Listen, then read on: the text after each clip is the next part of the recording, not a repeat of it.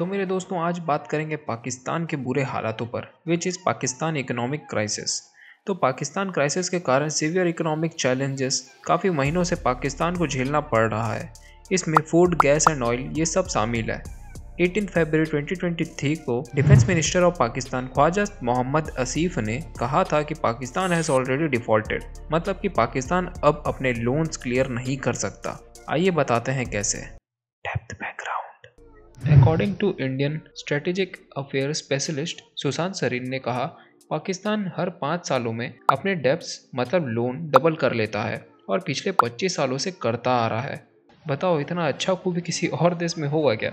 Comment में ज़रूर से बताना। तो दोस्तों सबसे पहले लोन की शुरुआत हुई थी जनरल मुशर्रफ से इन 1919। तब उन पर लोन था 3.6 ट्रिलियन का। उसके बाद से डबल होते होते आया इमरान खान की गवर्नमेंट के ऊपर और लोन 3.6 ट्रिलियन से बढ़कर हो गया 62.5 ट्रिलियन और हर साल इनका डेब्ट ग्रो हो रहा था at around 14% per year on average, जबकि इनका जीडीपी 3% पर ईयर से ग्रो हो रहा था ऑन एवरेज। क्या लगता है, शर्म की बात है? कमेंट में बताना। इसी वजह से डेब्ट बढ़ता गया और ये इकोनॉमिक क्राइसिस आया।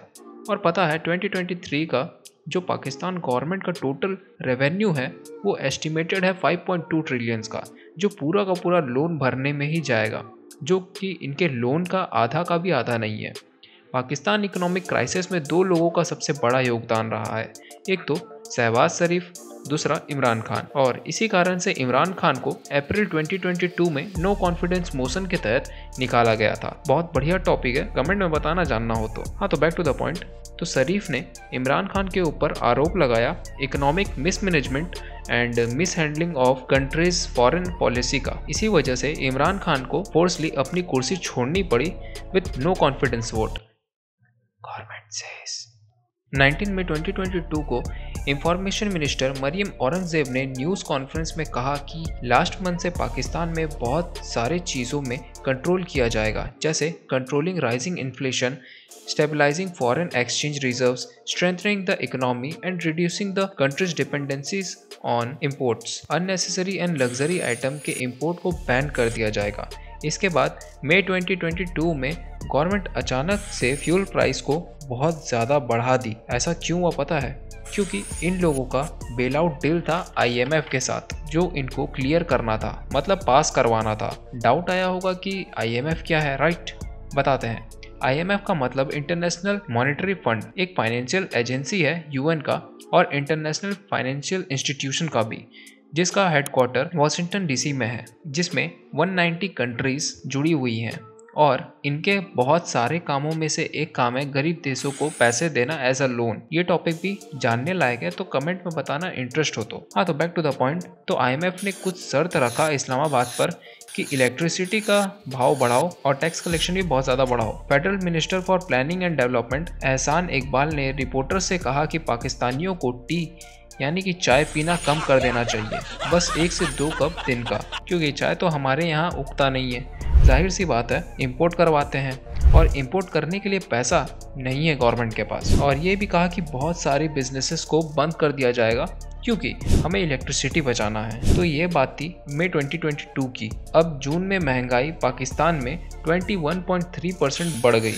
लेकिन इनका रिकॉर्ड नहीं तोड़ पाई, जो कि दिसंबर 2008 में आया था पाकिस्तान में, जो कि था 23.3% का। At the end of March 2022 state bank of Pakistan के पास कुल रिजर्व 11.425 बिलियन डॉलर्स का था, बट धीरे धीरे खत्म होकर 2 दिसंबर 2022 तक ये बस 6.715 बिलियन डॉलर रह गया। ऐसे लगातार गिरते पाकिस्तानी रुपए के वैल्यू के कारण आज पाकिस्तान बर्बाद होने वाला है।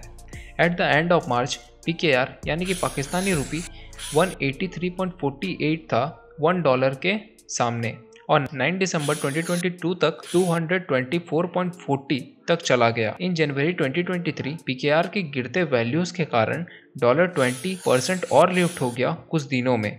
गवर्नमेंट ने फ्यूल प्राइस को 16% बढ़ा दिया और साथ में Pakistani central bank interest rate बढ़ा दी 100 बेसिस पॉइंट तक, ताकि ये लोग लड़ सके कंट्री के सबसे बड़े इन्फ्लेशन से, मतलब कि महंगाई से। बाद में इन्होंने अपना खुद का रिकॉर्ड तोड़ दिया महंगाई में, जो कि अब हो चुका था 26% जनवरी में। इन फरवरी 2023 एक मूडी इकोनॉमिस्ट ने प्रेडिक्ट किया कि ये महंगाई आधे साल में बढ़कर 33% हो जाएगी। New government budget.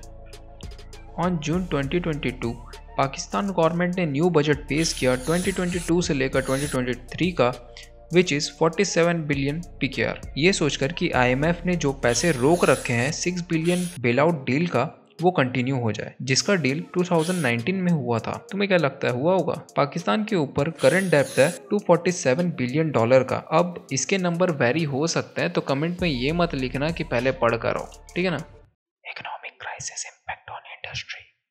इन अक्टूबर 2022 all Pakistan textile mill association APTMA ने अनाउंस किया कि 1600 गारमेंट मिल बंद हो जाएंगे पूरे कंट्री में, क्योंकि पावर सब्सिडीज गवर्नमेंट ने रोक दी और इसी वजह से 5 मिलियन लोगों को अपना जॉब से हाथ धोना पड़ेगा। बहुत सारी बड़ी बड़ी लीडिंग कंपनीज जो पाकिस्तान स्टॉक एक्सचेंज में लिस्टेड थी, उन्होंने अनाउंस किया कि उनके प्लांट बंद हो जाएंगे कंट्री में। कुछ कंपनीज के नाम मेंशन करता हूँ: Pak Suzuki Motors, Millat tractors, Indus motor company, Gandhara tyres and rubber company, Nissan ट्यूनेंस, फौजी फर्टिलाइजर बिन कासिम जैसे कंपनीज। तो दोस्तों, ये थी डिटेल्ड एक्सप्लेनेशन मेरी तरफ से आपके लिए। अगर आपको वीडियो और इन्फॉर्मेशन पसंद आया तो कमेंट में बताना, और अगर आपको भी कुछ इस बारे में पता हो तो हमसे ज़रूर से शेयर करना, और हाँ, सब्सक्राइब और लाइक ज़रूर से करना मेरे दोस्तों, और ये भी बताना कि नेक्स्ट एक्सप्लेनेशन किस पर चाहिए। जय हिंद, जय भारत।